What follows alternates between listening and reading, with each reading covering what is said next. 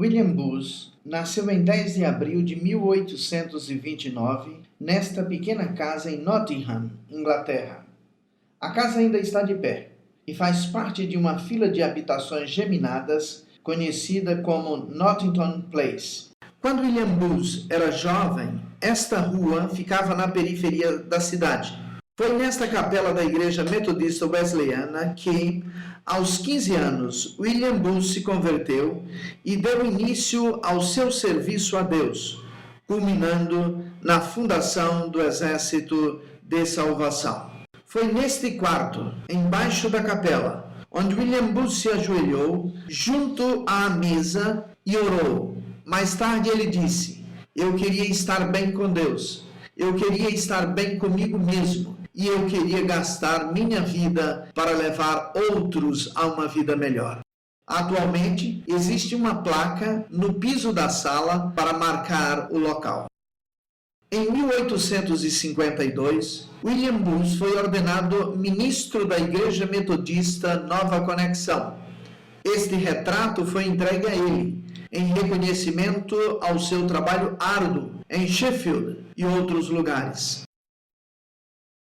Foi neste período, como ministro da Igreja Metodista, que ele se casou com Catherine Montford, que se tornou não somente sua esposa, mas também sua auxiliadora constante. Mais tarde, ela se tornou conhecida como a Mãe do Exército de Salvação. O reverendo William Booth continuou dando ênfase à evangelização, que ele considerava o mais importante. Por isto, ele entrou em conflito com a opinião da maioria dos membros da Igreja Metodista Nova Conexão.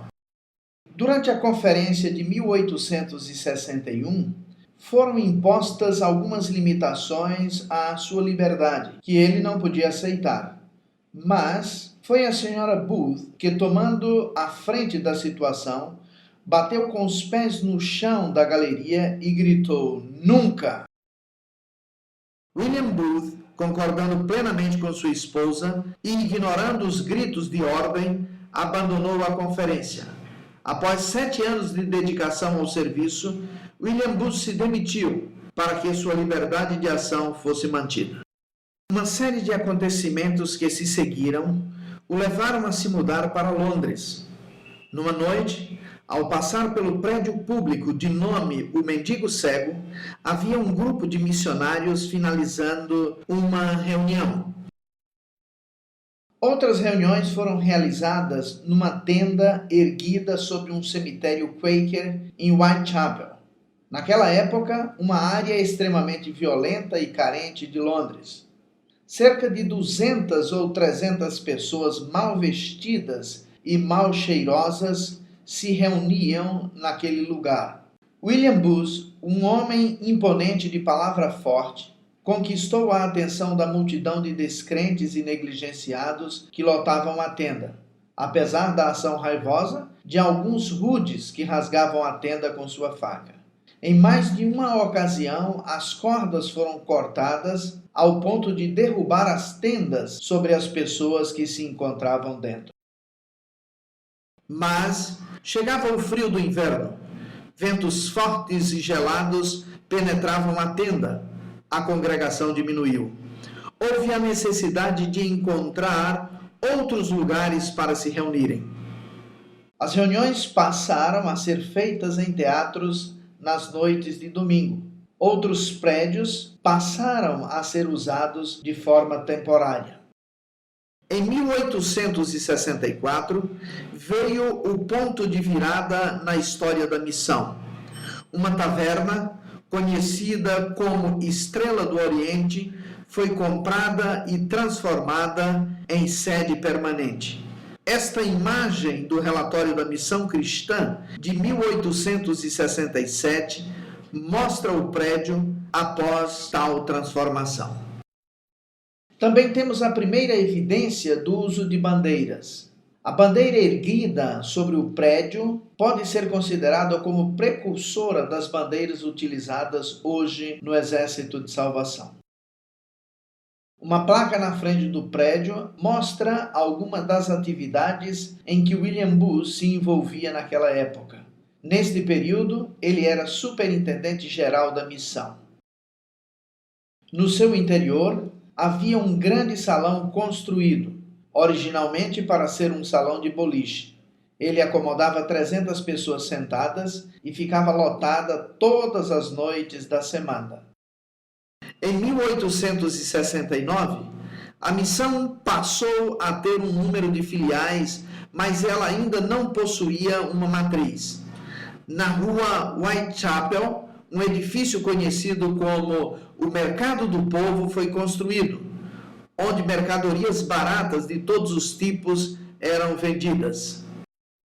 O empreendimento não foi bem sucedido e William Booth lançou um apelo de fundos para adquirir o imóvel e transformá-lo na sede da missão. A campanha teve êxito e o prédio foi adquirido. A loja da frente foi usada como restaurante popular. Uma característica de William Booth foi de insistir que o piso fosse feito de madeira em vez de asfalto. Segundo ele, as pessoas pobres sentem tanto ou mais frio do que as pessoas ricas. Ninguém é abençoado enquanto tem os pés frios e ninguém jamais foi salvo enquanto tem dor de dente. Infelizmente, por motivo de saúde, William Booth foi impedido de conduzir a abertura do local. Catherine Booth pregou em seu lugar. Resumindo as vantagens proporcionadas pelas novas instalações, William Booth escreveu: elas constituem uma grande quantidade de edifícios adaptadas para o trabalho evangelístico nos 3 reinos, assim sendo que tenhamos a graça de usá-las para o bem até o limite.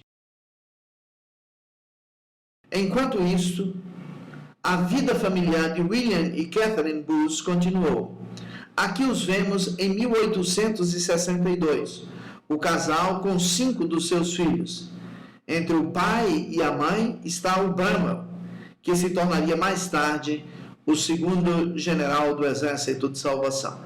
A missão cristã cresceu firmemente, como esta foto, tirada na conferência de 1877, demonstra. Já existiam 36 estações da missão e o trabalho se difundiu em muitas áreas fora de Londres. No centro do grupo está William Booth. No ano de 1878, o que parecia ser um pequeno incidente se tornou um memorável acontecimento. Na primeira página da prova de impressão do relatório da missão, lia-se: a missão cristã, sob a superintendência do reverendo William Booth, é um exército de voluntários.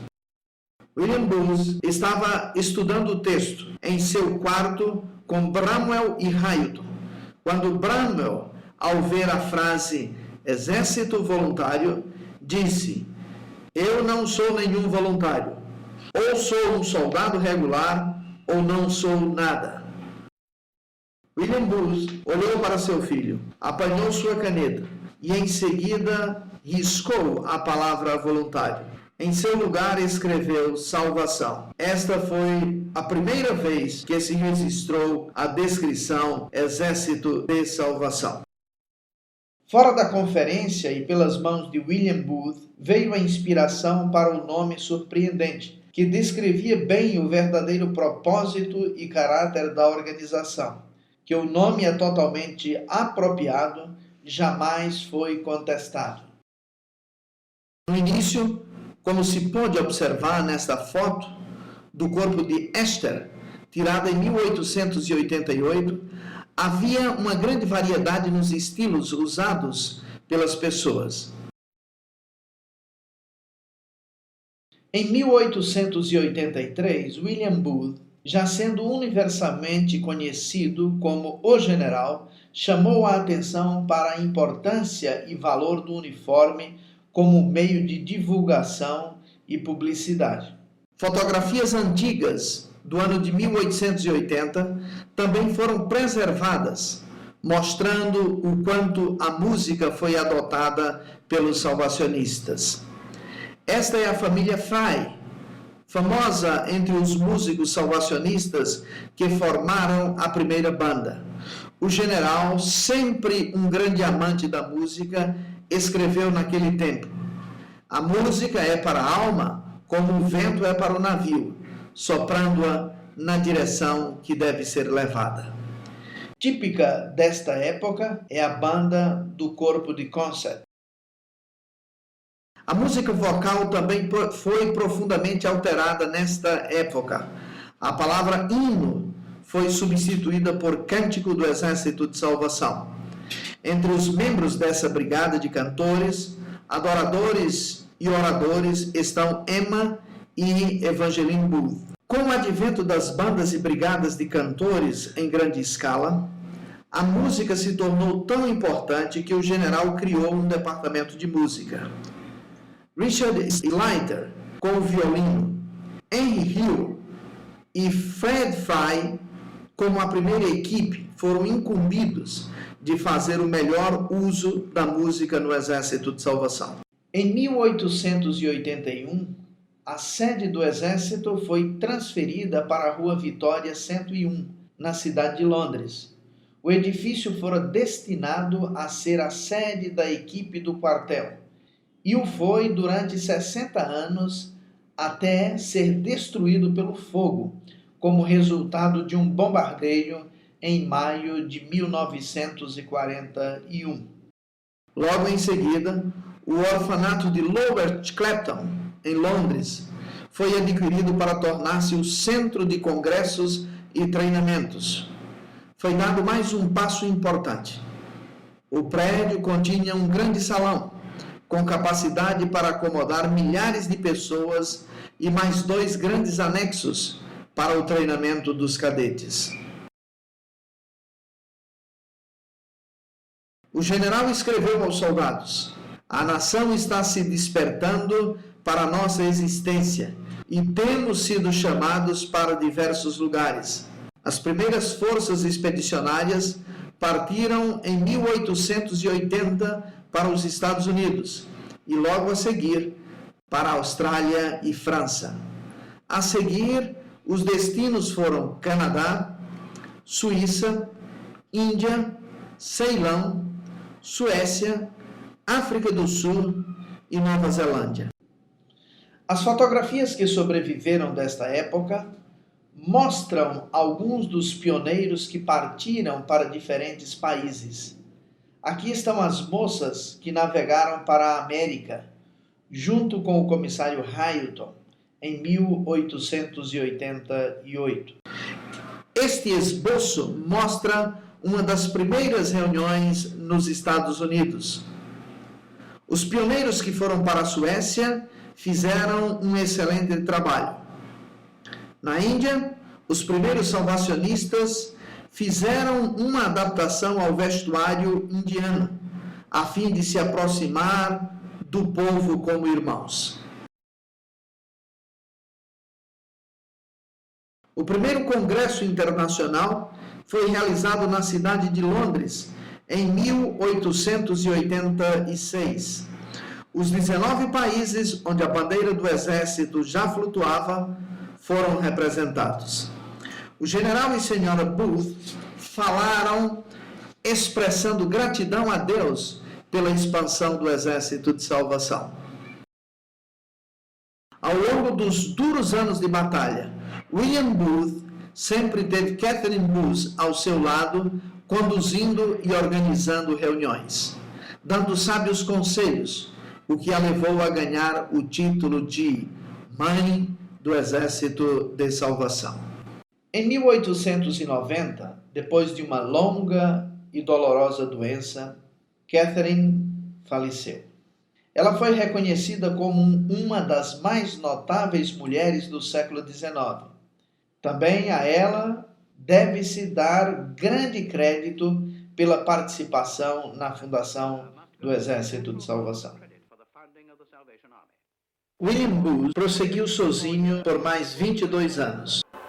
We find him addressing meetings and administering the ever-expanding activities of the army, sometimes tired, sometimes troubled, always feeling the loss of his wife, yet following the same road unflinchingly. Fato marcante na história de vida de William Booth foi seu intenso amor por seu filho Bramwell e sua total confiança em sua capacidade de julgamento e discernimento, sentimentos que se intensificaram profundamente com o trabalho feito nestes anos. Bramwell, organizador habilidoso e muito capaz, deu continuidade de forma excepcional à expansão que acontecia durante aquele tempo. O fundador deu início a uma série de viagens que durou até o último ano de sua vida, permitindo-o ver por si mesmo tudo o que estava sendo alcançado no exterior. Aqui ele está viajando em um trem norte-americano, em 1903. Durante esta visita célebre, ele foi recebido pelo presidente Theodore Roosevelt e também convidado para fazer a oração durante a cerimônia de abertura do Senado dos Estados Unidos. In the early years of this century, the motion picture began to come into general use, and from this point onwards, portions of our story unfold in movement. This is a typical London scene in perhaps 1904 or 5, showing a Salvationist meeting assembling outside a public house.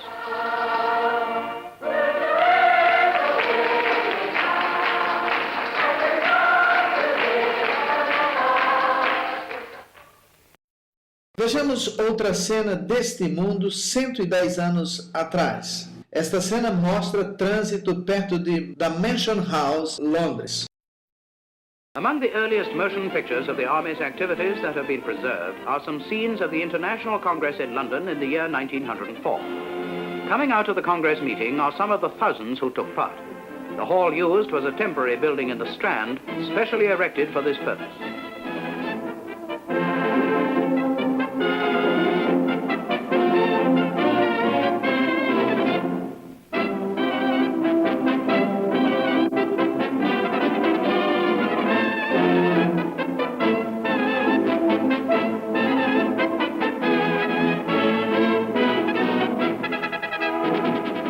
A great expansion had taken place since the first Congress 20 years before. Years of consolidation in Britain and tremendous expansion in the many other countries that had been invaded by the army in those 2 decades. O general, acompanhado pelos comissários Cadman, Pollard e Keating, saudou a todos que passaram em marcha. A marcha aconteceu no Crystal Palace. The general acknowledged contingent after contingent from all parts of the world. To William Booth, taking the salute with such vigorous enthusiasm, the International Congress was an event of great importance, for he believed in associating all the races of the earth together in a common religious enthusiasm.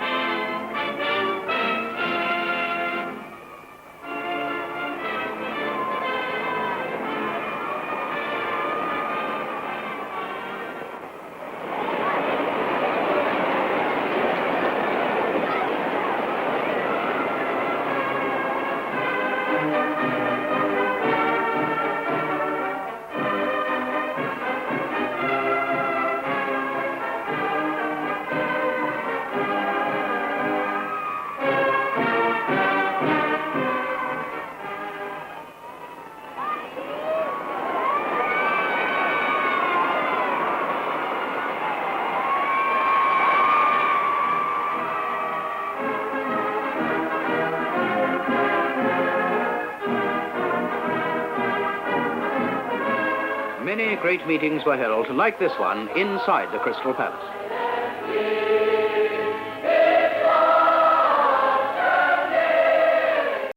Em uma acidente ferroviário no oeste dos Estados Unidos, no ano de 1903, faleceu Emma Booth Tucker, filha de um general, conhecida como a Consuleza. Sua morte foi um triste golpe para ele. O seu corpo foi levado de volta para Nova York, onde aconteceu o funeral.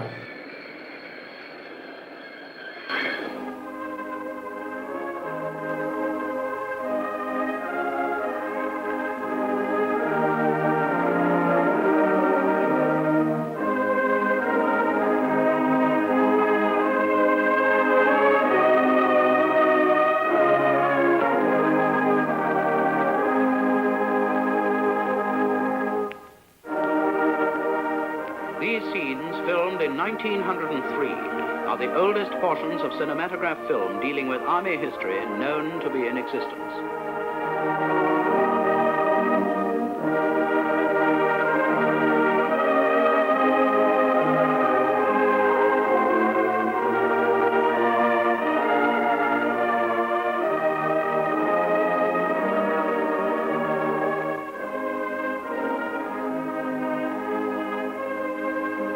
The general said, "She has toiled for America for 8 long years, and it seems to me that she should be laid down in the last long sleep on American soil."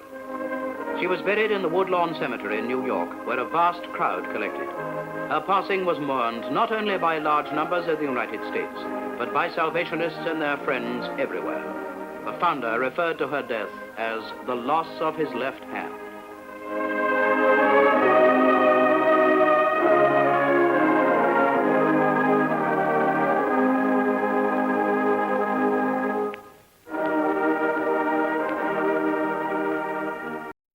Quando William Booth tinha 75 anos, ele se adaptou a um novo método, mais moderno, de fazer suas campanhas. No outono de 1904, ele usou um automóvel para visitar cidades do norte ao sul do Reino Unido. Durante esta primeira campanha motorizada, ele percorreu uma distância de 1.250 milhas. Imaginem o que isso significava para um homem com seus 75 anos, num carro nos anos primordiais desta forma de transporte.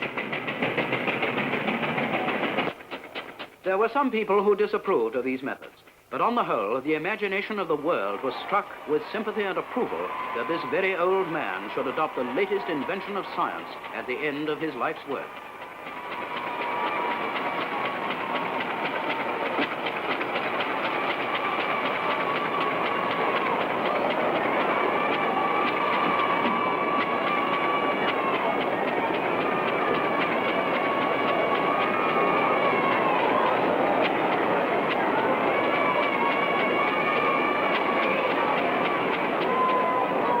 Em todos os lugares que ia, havia grande entusiasmo, tanto nas cidades como no campo por onde passava.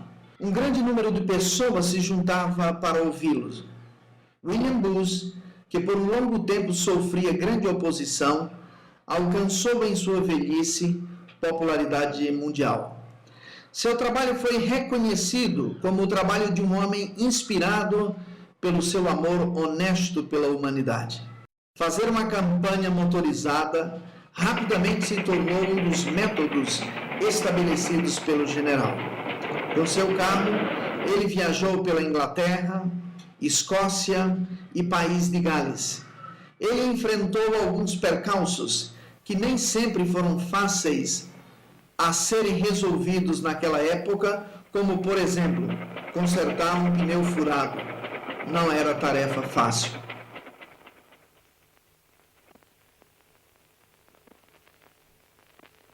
O general fala a uma grande multidão em Vigan. Tanto as cidades grandes como as pequenas foram visitadas. Mais tarde, ele relatou que flores, frutas, beijos e, por vezes, notas de 5 libras foram lançadas em sua direção durante essas reuniões. Aqui, o general se encontra numa instituição social, num vilarejo do interior, desejoso para falar ao povo. In 1905, the General set out to visit Australia, spending a few days in the Holy Land on the way. Here he is going ashore at Jaffa, where, his journal records, they were received by the cinematograph.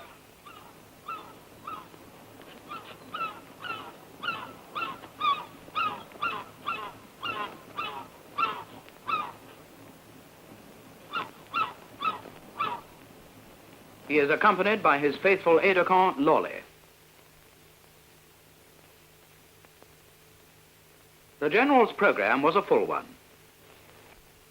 He visited the Mosque of Omar, built on the site of Solomon's Temple.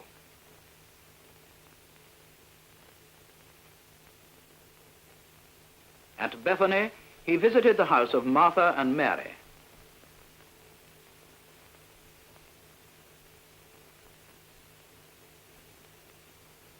In Jerusalem, he visited the Wailing Wall of the Jews and gave alms to a beggar. He described the Wailing Wall as one of the most pathetic scenes he had ever witnessed. He entered the Garden of Gethsemane. Here he knelt down and prayed.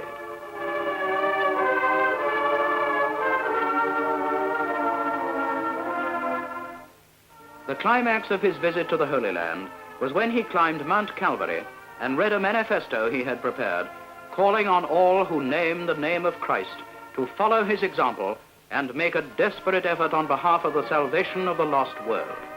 This manifesto was reproduced in the press of countries everywhere.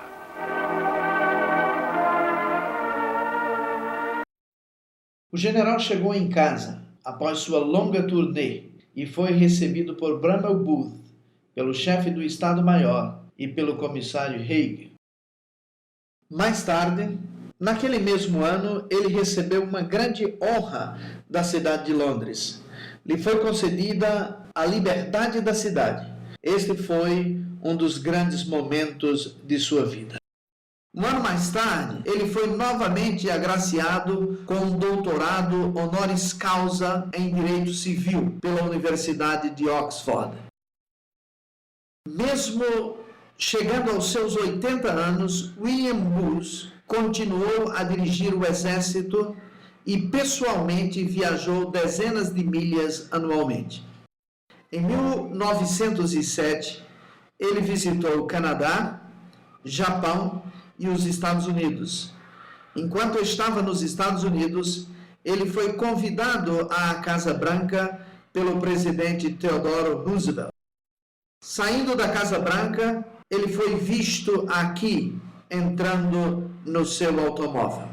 O general respondeu cartas durante sua estada nos Estados Unidos. A pressão sobre seu tempo crescia. Com o passar dos anos, ele mal tinha tempo para lazer, tanto quando estava no exterior ou em casa. O brigadeiro Cox, seu acompanhante e secretário fiel, cuidou bem do general em suas viagens.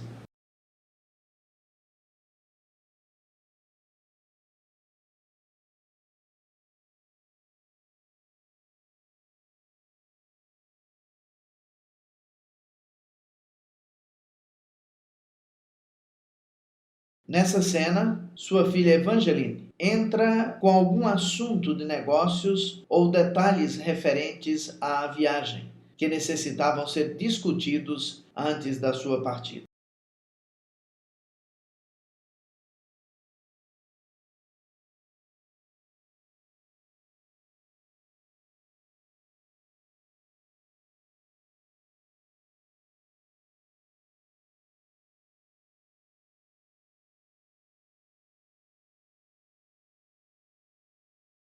Aguardando a chegada dos carros. A esta altura, Evangeline Booth era comandante do exército nos Estados Unidos, tendo sido transferida do Canadá em 1904.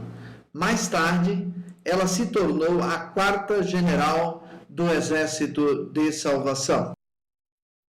Como os carros não haviam chegado, os fotógrafos aproveitaram o momento para tirar fotos do general.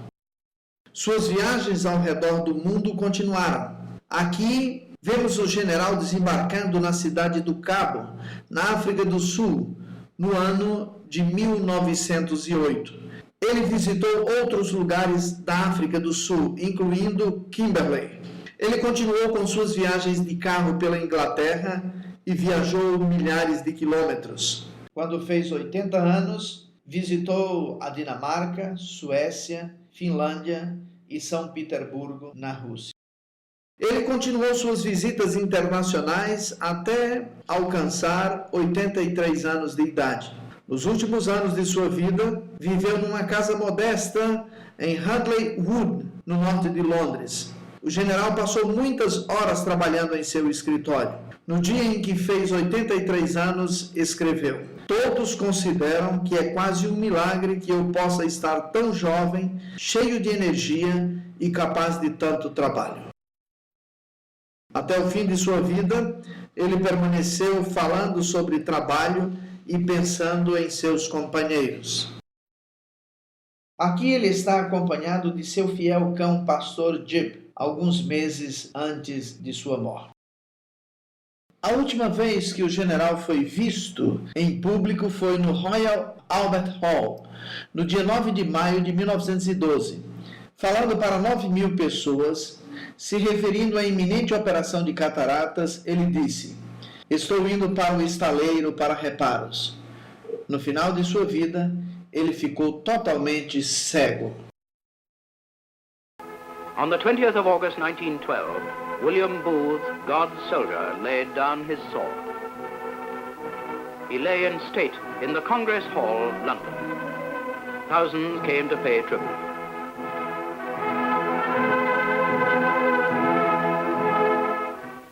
For the last time, he leaves the Army headquarters in Queen Victoria Street.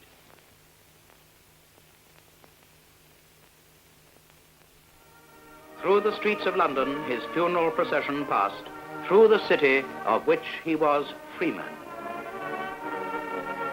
The flags of nations invaded by the army were carried proudly at the head of the column.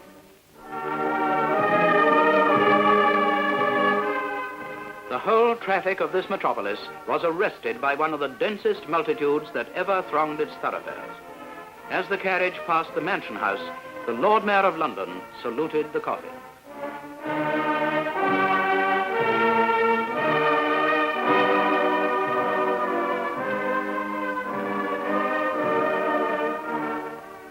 "10,000 men and women from the ranks of the Salvation Army, specially selected to represent their comrades, walked behind their promoted leader, who had taught them to give their lives ministering to the poorest, the lowliest, and the lost."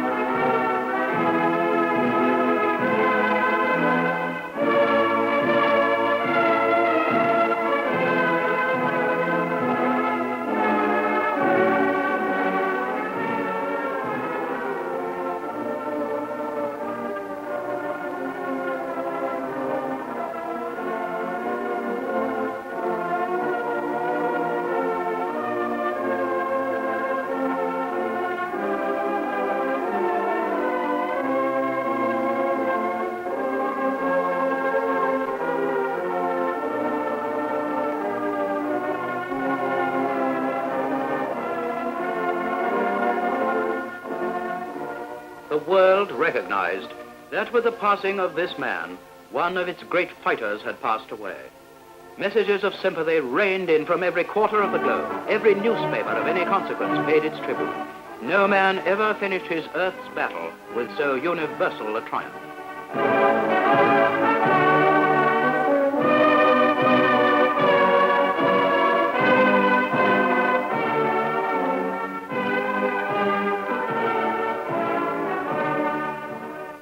He passed to his burial in Abney Park Cemetery, London. The vast crowd that witnessed the end of his last journey was symbolic of a mightier host. For in the shelters of the army he had founded, thousands of homeless men were finding refuge. In his homes, thousands of women, saved from the uttermost ruin, were mourning his loss. In every continent, many there were, telling each other sorrowfully that the father who had sought them out and rescued them had passed from the world. And in countries as ancient as China and as new as America, tens of thousands were speaking of him as the man who had brought them comfort and strength.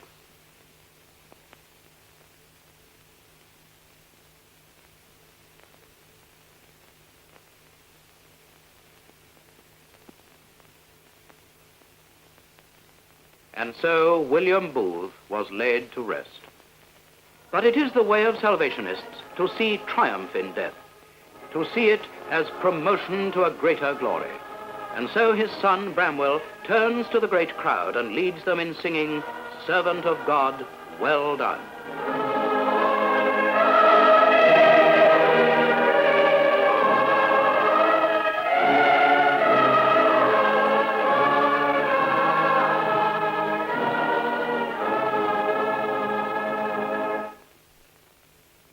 His study is empty now, and his chair stands vacant.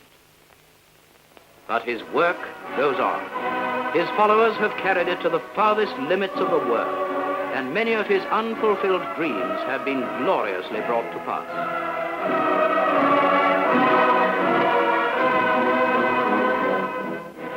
The legacy of this army that William Booth, God's soldier, left to mankind is marching vigorously in every clime, sustaining his message of boundless salvation, so rich and so free.